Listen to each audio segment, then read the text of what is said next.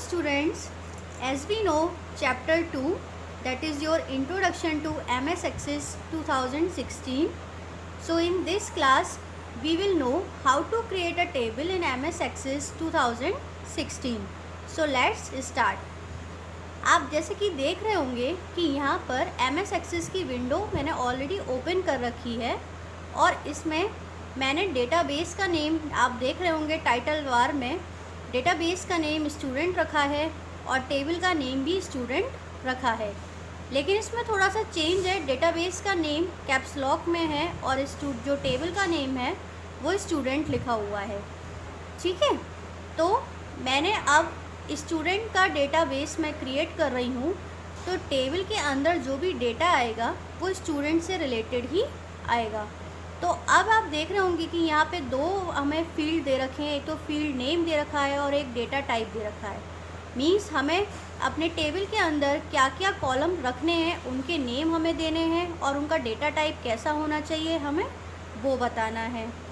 तो आपको मैंने अपनी लास्ट क्लास में ये बताया था कि डिज़ाइन व्यू में हम टेबल को क्रिएट करते हैं और डेटा शीट व्यू में हम अपने टेबल में डेटा एंटर कराते हैं। तो अभी हम अपना टेबल क्रिएट कर रहे हैं, तो अभी हम डिज़ाइन व्यू में हैं। अब आप देख रहे होंगे डिज़ाइन व्यू में मेरा पहला फील्ड दे रखा है student roll number. Student roll number मैंने क्या रखा हुआ है, फील्ड नेम में स्टूडेंट रोल नंबर और इसका डेटा टाइप मैंने दिया है नंबर, क्योंकि स्टूडेंट का जो रोल नंबर है वो नंबर डेटा टाइप में ही होगा और number data type numeric values को स्टोर करता है। और आप एक और चीज़ देख रहे होंगे कि यहाँ पे की का साइन बना हुआ है, तो मैंने इसको स्टूडेंट रोल नंबर को प्राइमरी की बनाया है, जो कि मेरे पूरी स्टूडेंट के डेटा को यूनिकली आइडेंटिफाई करेगा। Now come to the second column. Second column हमारा है स्टूडेंट नेम, जिसको मैंने रखा है टेक्स्ट डेटा टाइप में। ऑब्वियस बात है कि वो टेक्स्ट रहेगा।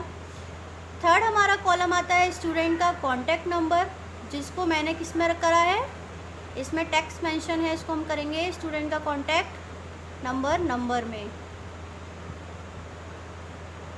ओके, तो यहाँ पर स्टूडेंट का जो कॉन्टैक्ट नंबर है वो किस में आ गया, नंबर में। स्टूडेंट का एड्रेस आपका किस में रहेगा, टेक्स्ट में। नाउ नेक्स्ट जो हमारा कॉलम है वो है स्टूडेंट का एडिशनल सब्जेक्ट। बाकी सब्जेक्ट तो कंपलसरी होते हैं, लेकिन कुछ सब्जेक्ट होते हैं जिसमें वो एडिशनल दिए जाते हैं। जैसे कि आपके क्लास में ड्राइंग, म्यूज़िक एंड आर्ट होता है, ये तीन होते हैं सब्जेक्ट जिसमें से आपको चूज़ करना होता है। तो मैंने आपको बोला था कि यदि मुझे कॉलम में मल्टीपल वैल्यूज़ रखनी होती हैं तो उस केस में मैं कौन सा डेटा टाइप यूज़ करूँगी, दैट इज़ लुकअप विज़ार्ड। तो मैंने यहाँ पर लुकअप विज़ार्ड यूज़ किया है स्टूडेंट एडिशनल सब्जेक्ट में। अब लुकअप विज़ार्ड यूज़ कैसे करते हैं तो वो मैं आपको दोबारा से बता देती हूँ। सबसे पहले हम लुकअप विज़ार्ड को चूज़ करेंगे। यहाँ पर एक और विंडो खुल जाएगी। इसमें अब हमें वैल्यूज़ खुद देनी है, तो हम सेकंड वाला ऑप्शन चूज़ करेंगे और फिर नेक्स्ट बटन पर क्लिक कर देंगे। इसके बाद वो हमसे पूछेगा कि हमें कौन कौन से कॉलम्स देने हैं। तो यहाँ पर हम देंगे, जैसे कि मैंने पहला कॉलम दिया है, जो कॉलम पहले वैल्यू दी है drawing.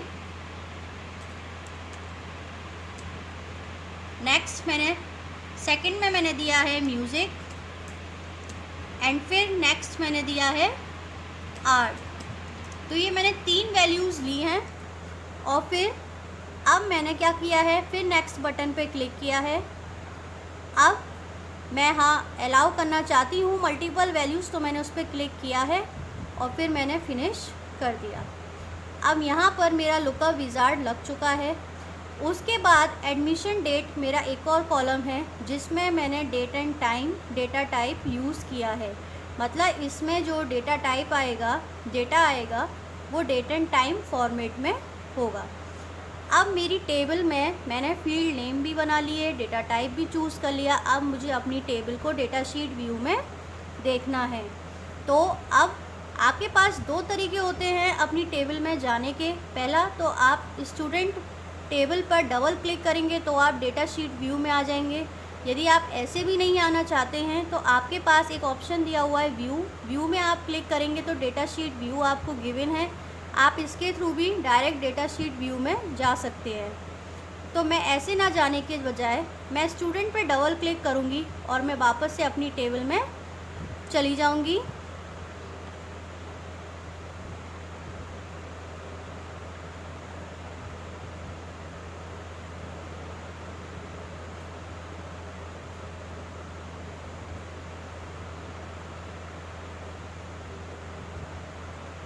Okay, wait a minute.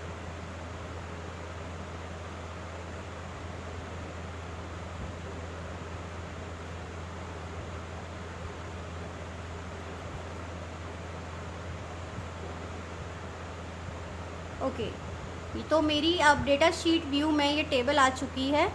आप देख रहे होंगे कि इसमें मैंने ऑलरेडी अपना डेटा इसमें एंटर कराया हुआ है, मतलब मेरे 3 रोज़ बनी हुई हैं और मैंने अपने हर कॉलम में डेटा दे रखा है। अब मुझे क्या करना है, ये मेरी टेबल तो क्रिएट हो चुकी है। अब इसके बाद मुझे क्या करना है कि मुझे नया डेटा ऐड करना है।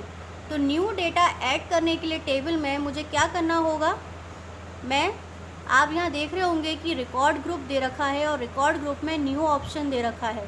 मुझे इस न्यू बटन पे क्लिक करूँगी और मेरे इसमें टेबल में एक और रो इंसर्ट हो जाएगी और मैं इसमें अब अपना डेटा इंसर्ट करूँगी। लाइक ऐसे मैं आपको करके बताती हूँ।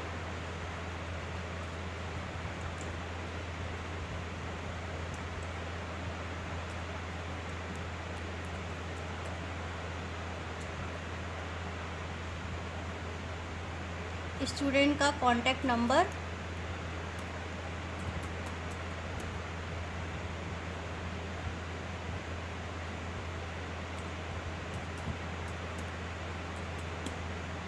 या आप कुछ भी कॉन्टैक्ट नंबर दे सकते हैं।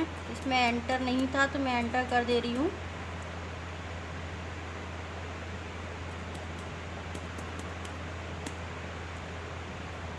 ओके, अब यहाँ पर मैं कोई भी फील्ड दे देती हूँ। स्टूडेंट का एड्रेस देना है मुझे यहाँ पर, तो मैं स्टूडेंट का एड्रेस दे देती हूँ।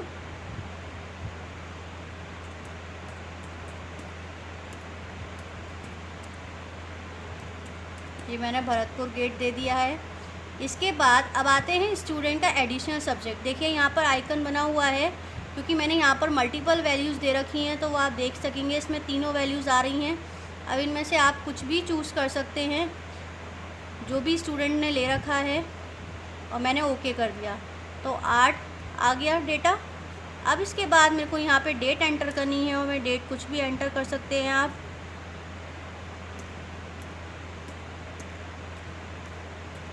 डेट आ रही है कि स्टूडेंट ने एडमिशन किस डेट में लिया था, वो डेट है। अब यहाँ पे मेरा डेटा एंटर हो चुका है। मैंने बताया था कि यदि आपको कोई न्यू डेटा इंसर्ट करना है टेबल में तो वो आप कैसे करेंगे, रिकॉर्ड में जाएंगे, रिकॉर्ड ग्रुप में, और उसमें जाके फिर आप न्यू बटन पे क्लिक करेंगे और आपका डेटा इंसर्ट हो जाएगा। यदि आपको कोई पर्टिकुलर फील्ड, आपको रो डिलीट करनी है तो उस केस में आप क्या करेंगे, पहले तो आपको वो रो सेलेक्ट करनी पड़ेगी जिस रो को आपको डिलीट करना है। सपोज़ मानिए कि मैंने अपनी फर्स्ट नंबर वाली रो ली है जिसे मैंने सेलेक्ट कर लिया है। मैंने सपोज़ कोई भी रो मैंने सेलेक्ट कर ली है और अब मैं चाहती हूँ कि जो मैंने रो सेलेक्ट की है वो रो क्या हो, डिलीट हो जाए।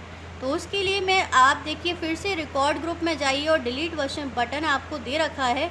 अब आप यहाँ पर डिलीट कर सकते हैं। देखिए अब आप देख रहे होंगे कि यहाँ पर हमारा एक रिकॉर्ड डिलीट हो चुका है।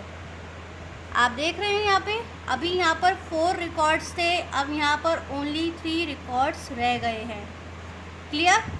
तो इस तरीके से आप टेबल क्रिएट करेंगे, टेबल में डेटा इंसर्ट करेंगे, उसको डिलीट करेंगे। अब हमारा नेक्स्ट आता है कि टेबल में एडिट कैसे करना है। मतलब एडिट का मतलब होता है अपडेट कैसे करना है, चेंज कैसे करना है। कोई भी डेटा यदि हमें चेंज करना है तो वो हम कैसे करेंगे। एक तो तरीका होता है कि जिस फील्ड, मतलब कि जिस कॉलम में आपको डेटा चेंज करना है उसमें डबल क्लिक करके आप वहाँ पर वैल्यू चेंज कर देंगे। आप देखिए पहले यहाँ पर 3 थी, अब मैंने 7 कर दी। तो डबल क्लिक करके, एक तो आप डबल क्लिक करके उस कॉलम के अंदर डेटा चेंज कर सकते हैं। और आपके पास दूसरा तरीका भी है कि आप यहाँ पर देखिए फाइंड की उसमें फाइंड ग्रुप में रिप्लेस बटन दे रखा है, रिप्लेस बटन पे क्लिक करेंगे तो उसने ये बोला है कि आप टेबल में किस डेटा को ढूंढ रहे हैं।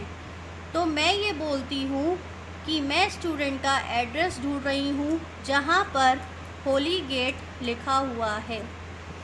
होली गेट लिखा हुआ है और उसको रिप्लेस करना है क्योंकि अब वो स्टूडेंट वहाँ पर नहीं रहता। अब वो स्टूडेंट कहाँ रहता है, मैंने स्टूडेंट का दे दिया, वो स्टूडेंट रहता है गोवर्धन। तो मैं ये चाहती हूँ कि जहाँ पर होली गेट लिखा हुआ है वहाँ पर वो रिप्लेस हो जाए किससे, गोवर्धन से। अब उसने बोला है कि ये जो मुझे डेटा देखना है वो किस में देखना है। मैंने कहा स्टूडेंट के डेटा में देखना है मुझे, मतलब स्टूडेंट की टेबल में देखना है। मैच मुझे किस में करना है, मैंने कहा एनी पार्ट ऑफ फील्ड, क्योंकि मुझे नहीं पता कि मेरा वो कॉलम कहाँ पर है।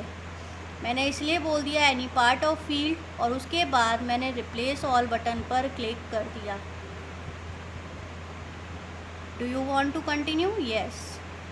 अब आप देखिए ऊपर कि मेरे फर्स्ट वाले कॉलम में, मतलब फर्स्ट वाली रो में होली गेट लिखा हुआ था और अब गोवर्धन वहाँ पर आ रहा है। क्यों आ रहा है? क्योंकि मैंने उसको रिप्लेस कर दिया है। अब मैंने उसको क्या किया है, चेंज कर दिया है। तो आप ऐसे भी डेटा चेंज कर सकते हैं। यदि आप टेबल में डायरेक्ट नहीं जाना चाहते हैं तो आप ऐसे भी चेंज कर सकते हैं। बस आपको अपना फ़िल्टरिंग क्राइटेरिया देना होगा कि आपको वो पर्टिकुलर डेटा कहाँ पर एडिट करना है, क्योंकि फाइंड एंड रिप्लेस में आपको पहले डेटा बताना होता है कि आप किस डेटा को फाइंड कर रहे हैं और उसे किससे चेंज करना चाह रहे हैं। तो ये था आपका एडिट का। नेक्स्ट आता है कि यदि मुझे डेटा में सॉर्टिंग लगानी है तो वो कैसे लगानी है। अभी आप देख रहे होंगे स्टूडेंट के नेम में मैं सॉर्टिंग लगाती हूँ A to Z। तो आप देख रहे होंगे कि आकांक्षा जो कि बीच में था वो अब कहाँ पे आ गया है, फर्स्ट नंबर पे आ गया है। इस तरीके से आप अपने कॉलम में सॉर्टिंग लगा सकते हैं। अब मैं स्टूडेंट के में भी लगा देती हूँ, स्मॉलेस्ट टू लार्जेस्ट लगा सकते हैं आप। तो मैंने यहाँ पे भी फील्ड लगा दिया। अब आप देखिए स्टूडेंट के रोल नंबर में भी 147 हो गया, अरेंज हो गया है स्मॉलेस्ट टू लार्जेस्ट डिजिट में, और स्टूडेंट का नेम भी अल्फ़ाबेटिकली अरेंज हो चुका है A to Z में। क्लियर? अब ये तो हमने सीखा था सॉर्टिंग का। अभी हमने ये सब चीज़ें सीखी हैं कि डेटा में हमें टेबल के डेटा में कुछ इंसर्ट करना है, टेबल का डेटा डिलीट करना है या उसमें एडिट करना है, मतलब अपडेट करना है या सॉर्टिंग करनी है, तो वो काम हमने टेबल में किए। अब आता है कि यदि मुझे टेबल की डिज़ाइन में चेंज करना है तो टेबल के डिज़ाइन में मीन्स का मेरा मतलब है कि यदि मुझे कोई पर्टिकुलर कॉलम डिलीट करना है या मुझे कोई पर्टिकुलर कॉलम इंसर्ट करना है तो वो मैं कैसे करूँगी। तो मुझे जो भी कॉलम इंसर्ट करना है सबसे पहले तो मैं उस कॉलम के फील्ड पर चली जाऊँगी, फिर मैं राइट क्लिक करूँगी और राइट क्लिक में जाके आपको दिख रहा होगा कि नीचे इंसर्ट कॉलम आ रहा है। इंसर्ट कॉलम पर क्लिक करूँगी तो आप देख रहे होंगे कि मेरे स्टूडेंट रोल नंबर से पहले फील्ड 1 नेम से एक न्यू कॉलम ऐड हो चुका है, हुआ है। अब सेकंड इस तरीके से तो आप कॉलम को, कोई भी न्यू कॉलम को ऐड करा सकते हैं अपने टेबल में। यदि आपको इस कॉलम की पोजीशन को चेंज करना है, मतलब कि यदि आपको इस फील्ड को मूव करना है तो आप वो कैसे करेंगे। तो आप मेरे इस पे पॉइंटर पे ध्यान दीजिएगा। मैं माउस का लेफ़्ट बटन यूज़ करूँगी। पहले तो मैं अपने कॉलम को सेलेक्ट करूँगी। मैंने अपना कॉलम सेलेक्ट किया, देन माउस का लेफ़्ट बटन मैंने प्रेस किया। अब आप देख रहे होंगे नीचे एक रेक्टेंगुलर सा बॉक्स मेरे पॉइंटर के नीचे बना हुआ है। अब मुझे अपना डायरेक्शन चेंज करना है। मुझे जिस डायरेक्शन में, मतलब कि जहाँ पर भी मुझे ये कॉलम सेट करना है मैं वहीं पर इसको लेके जाऊँगी। अब सपोज़ मेरा मुझे डिज़ायर्ड अपनी लोकेशन मिल चुकी है और मैंने वहाँ पर अपने पॉइंटर को छोड़ दिया। मीन्स मैंने जो अपना लेफ़्ट बटन दबा रखा था वो मैंने रिलीज़ कर दिया। जहाँ पर मेरी लोकेशन मतलब जहाँ पर मुझे अपने फील्ड को सेट करना था वहाँ पर मैंने अपने उस माउस के लेफ़्ट बटन को रिलीज़ कर दिया और आप देख रहे होंगे कि फील्ड 1 जो फर्स्ट कॉलम बना हुआ था वो अब एडमिशन डेट के बाद बना हुआ है। देख रहे हैं आप। तो इस तरीके से आप कॉलम को चेंज कर सकते हैं। कोई न्यू कॉलम आपको इंसर्ट करना है तो आप इंसर्ट कर सकते हैं। यदि कोई एग्जिस्टिंग कॉलम आपको डिलीट करना है तो आप वो भी कर सकते हैं। लेकिन उससे पहले हम एक चीज़ और देख लेते हैं कि यदि मुझे किसी कॉलम का नेम चेंज करना है तो वो मैं कैसे करूँगी। अब आप यहाँ देख रहे होंगे कि इसमें यहाँ पर फील्ड 1 लिखा हुआ है। अब मुझे इसे रीनेम करना है, मतलब इसको कोई दूसरा नेम देना है। तो फील्ड 1 को मैं क्या करूँगी, पहले तो कॉलम मैंने सेलेक्ट किया और देन माउस के बटन से मैंने राइट क्लिक किया और इसमें देखिए लास्ट में एक ऑप्शन आ रहा है रीनेम कॉलम। रीनेम कॉलम पे मैंने क्लिक किया तो फील्ड 1 आप देखिए ब्लैक से बिल्कुल कवर हो चुका है। अब इसमें मैं क्या करूँगी, जो नेम मुझे देना है मैं वो नेम दे दूँगी। इसमें सपोज़ मैंने यहाँ पे दिया स्टूडेंट का कोर्स नहीं, मैं यहाँ पे देती हूँ स्टूडेंट की क्लास। ऑलराइट, तो मैंने यहाँ पर स्टूडेंट की क्लास दी है। इस फील्ड नेम में मैंने चेंज करके फील्ड 1 से इसको स्टूडेंट क्लास बनाया कि स्टूडेंट कौन सी क्लास में है।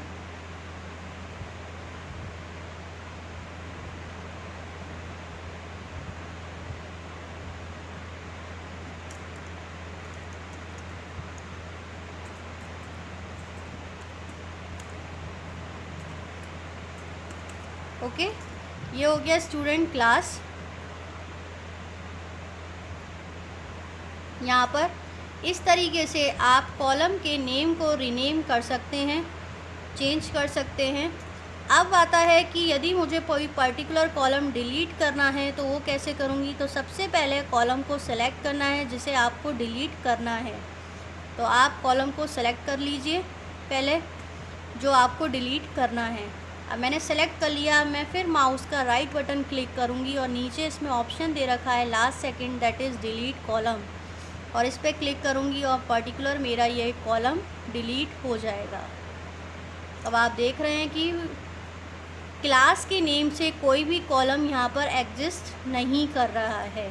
क्यों? क्योंकि मैंने उस कॉलम को डिलीट कर दिया है। तो ये था आपका एक्सेस 2016 में। इसमें एक और पॉइंट था एक्सेस के कंपोनेंट में, that is a quick access tool bar. वो और देख लेते हैं। ये आपको ये दिख रहा है जिसमें आपका सेव बटन दे रखा है और इसमें अंडू दे रखा है, रीडू दे रखा है। ये सब क्या है, ये हमारे क्विक एक्सेस टूल बार में यूज़ किए गए हैं। क्विक एक्सेस टूल बार का मतलब क्या है, मतलब कि यदि कोई भी हमें टूल बहुत जल्दी चाहिए, मतलब कि फ्रिक्वेंटली जिसकी हमें सबसे ज़्यादा नीड होती है, तो उनके लिए हम क्या करते हैं कि जिन टूल्स की हमें सबसे ज़्यादा नीड होती है हम उनको ऊपर क्विक एक्सेस टूल बार में शो कर देते हैं, जिससे कि हमें इस पे माइक्रोसॉफ्ट ऑफिस बटन में जाने की नीड नहीं होती। इसमें अंदर जाके फिर हम उसे सर्च करें। इससे बेटर है कि हम इसे यहीं पर टाइटल बार में डिस्प्ले कर लेते हैं, जिससे कि हमें जल्दी से हम उस बटन को एक्सेस कर सकते हैं। आप चाहें तो manually quick access tool bar में आप कौन कौन से रखना चाहते हैं बटन, आप उन्हें इसके थ्रू सेलेक्ट कर सकते हैं कि कौन कौन से आपको सेलेक्ट करने हैं। चूज़ कर लीजिए और वही आपके डिस्प्ले हो जाएंगे। सपोज़ मैंने यहाँ पर एक और चूज़ कर लिया है, that is a new option. मैंने न्यू चूज़ कर लिया है और आप देख रहे हैं कि यहाँ पे एक और न्यू का ऑप्शन बन चुका है। देख रहे हैं, न्यू Ctrl+N। तो इस तरीके से क्विक एक्सेस टूल बार में आप कोई भी बटन ऐड कर सकते हैं जो भी आपको फ्रिक्वेंटली यूज़ है अपने डेटा में। नीड है कि आपको अंदर नहीं जाना, टाइम कंज्यूम नहीं करना, तो आप इसे टाइटल बार पे डिस्प्ले कर सकते हैं क्विक एक्सेस टूल बार के थ्रू। क्विक एक्सेस टूल बार आपका एक्सेस का कंपोनेंट है। आपका जो MS एक्सेस 2016 है, ये लास्ट वीडियो थी आपके chapter 2 introduction to MS access 2016। I hope student आपको समझ में आया होगा। Thank you.